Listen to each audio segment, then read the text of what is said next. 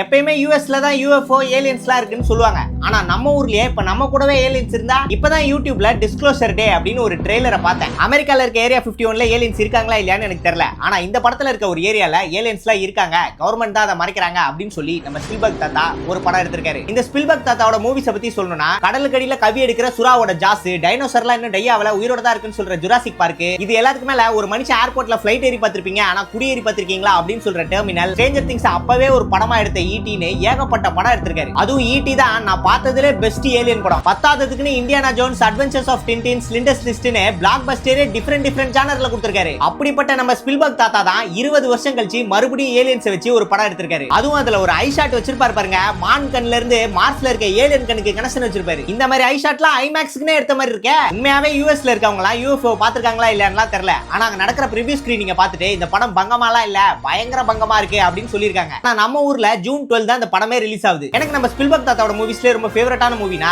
ஈட்டி, adventures of Tintin, அதுக்கப்புறம் Jurassic park தான். அதே மாதிரி உங்களோட ஃபேவரட் மூவி எது அப்படின்னு சொல்லி கீழே கமெண்ட்ல சொல்லுங்க. ப்ரோ அப்ப ஜூன் 12 நம்மலாம் ஏலியன்ஸ் பார்க்க போறோமா?